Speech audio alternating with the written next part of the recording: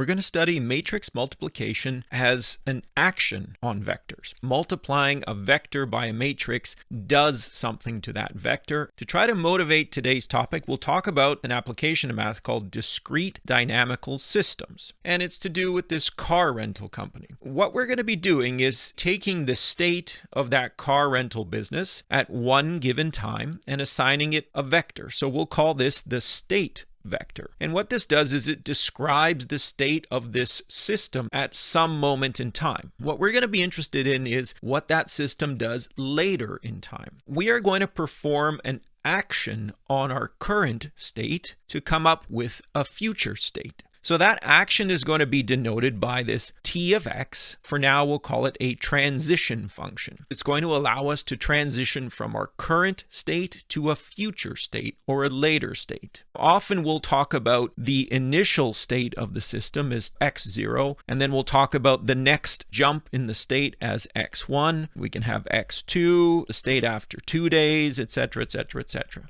Now, in the example, it talks about determining the number of cars at an initial location and then how many get returned at different locations. So it turns out that this particular transition function can actually be described by a matrix vector product. So we are taking this matrix given in the information. Depending on the state of our system, we will get a different future state. So for example, if my initial state has 1,000 cars at one location and 0 cars at another location, then the image of that state would be applying the transition function to that current state. This is just matrix vector multiplication. So we'll have 1,000 as a weight on the first column of this matrix and 0 on the weight of the second column. Our next state, or our future state, is 800 and 200.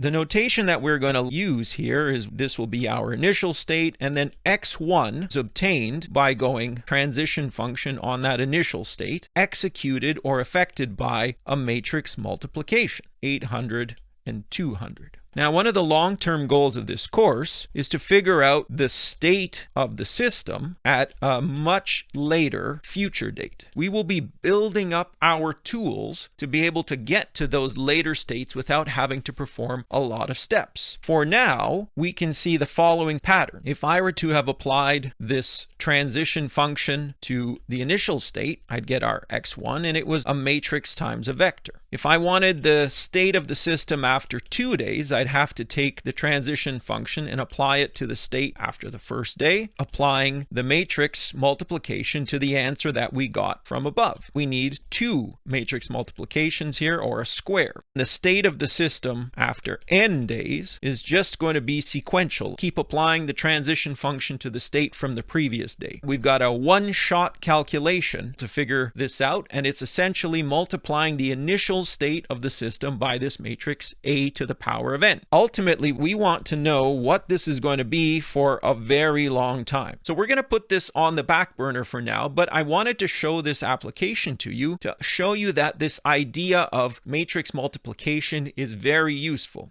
So what we are going to do here is we are going to study matrix transformation. And generally, we are going to talk about taking a vector and doing some sort of operation on it. The operation we are going to do is to multiply it by a matrix. This is an awful lot like studying functions. You have an input, it gives you an output, but we're going to look at it in a different perspective. We're going to start using this idea that this function takes something from the real numbers and it converts it into some other real number. So we'll take a picture that kind of looks like this. You're starting from the real numbers and you pick some value x, and this function f takes you to the real number line again, but it turns you into a different number, f of x. So we're going to call this output, f of x, the image of the value x under this function. So perhaps your function can only take these ones as inputs. We'll say that the domain of the function is the set of allowable inputs, and perhaps your function doesn't fill up the entire real line afterward. Perhaps your function only fills up some portion of it. This is called the range of your function, and it's the set of outputs or images that your function will create. If I now talk about a matrix transformation function, we're always going to consider it as a matrix times a vector. The transformation is now going to be a function that could start in any vector space and then take you to some other vector space. So in terms of a picture, you could think of it as something like this, and it's going to turn the vector from Rn into some other vector in Rm. I'm taking some dot in here and I'm transforming it into some other dot over here. We'll say that x is the input to the function, and we'll say that t of x is the output or the image of x. There's really nothing stopping us from taking all of Rn as our domain, but the same doesn't hold for the range. Perhaps I'm only going to get some subset of this output space. So we'll say that the range of t is the set of outputs in Rm. So I'm using this notation Ran for range. The range may not span Rm. While we might be able to take every vector from the input box, we may not be able to create every vector in the output box. It really depends on what the matrix is. We have to be careful with the dimensions of this matrix that we're using. It can't be arbitrary. For example, if I tell you that I have a matrix transformation, that it goes from R2 to R3, that means I'm taking a two-dimensional vector and I'm changing it into a three-dimensional vector. The matrix here is 1, 2, 3, 4, 5, 6. The size of this matrix is 3 by 2. The rules of this transformation say that I'm starting in R2. So that means I have to have a vector with two components. That's why the number of columns in this matrix has to be 2. But if I want to turn this into a three-dimensional vector, because that's what my rule is telling me, there's no choice but for my matrix to have 3 output rows, because I have to create a three-dimensional vector when I create an output, an image. If I tell you that x is the vector 1, 1, then when I apply my transformation to it, I'm essentially going to multiply a matrix and a vector. So I'll go 1, 3, 5, 2, 4, 6 times 1, 1. The number of columns has to match the number of entries, and I'll get one bunch of the first, one bunch of the second, and at the end of the day, I'll get the vector 3, 7, 11.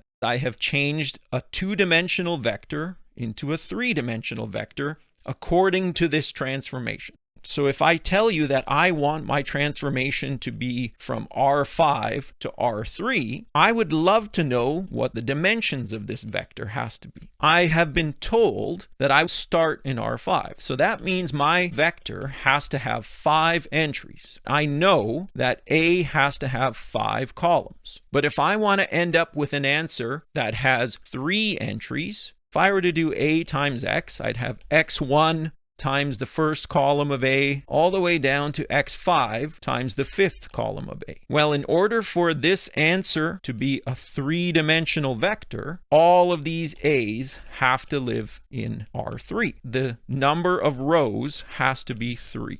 The kind of transformation you have may or may not fill up your output space. So for example, if I tell you that there's a transformation that goes from R2 to R4, the transformation has this recipe. Let's talk about the range of this transformation. I know this range has to be some subset of R4. It has to live in 4-dimensional space, but I would like to describe it. For instance, I could take this and write it as negative 3x1, 2x2, x1 minus 4x2, 0x1s, 0x2s, 0x1, and 1x2. I can use vector properties to split this up into 2 separate vectors that have free variables in front of them, because I haven't been told anything about x1 and x2. This vector x is going to be some arbitrary x1 and x2. And what this is telling me is that when I take the image of any arbitrary vector, I end up with something that has the form x1 times some vector u, x2 times some vector v. These x1s and x2s, they are arbitrary. The set of images, t of x, is what we call the range of t. These two vectors u and v, they are not multiples of each other. They are linearly independent. So what this is, it's the span of U and V. Geometrically, the range of T is a plane in R4. It doesn't fill up R4.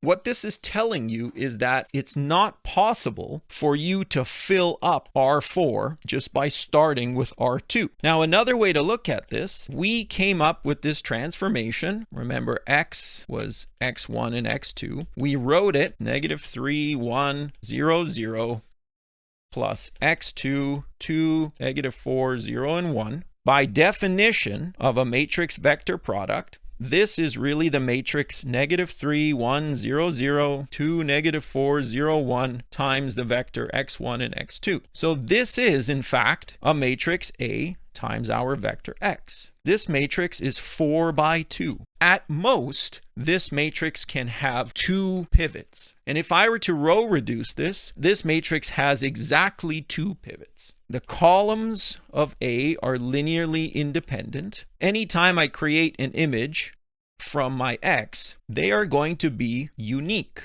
I will only have one image for a given x. This kind of transformation is called a one-to-one transformation. And we've seen things like this before in high school and in calculus with functions. The other thing that we'll notice is that there is not a pivot in all the rows. That means these columns cannot span R4. We're going to say that this transformation is not onto because it cannot map R2 onto all of R4. And so I've thrown a lot of different terms here at you, but essentially the structure of the matrix A is really important. And all of those ideas we talked about with span and linear independence come back here to help us describe the kinds of images we are going to see. We're going to now talk about some other important topics in the next video.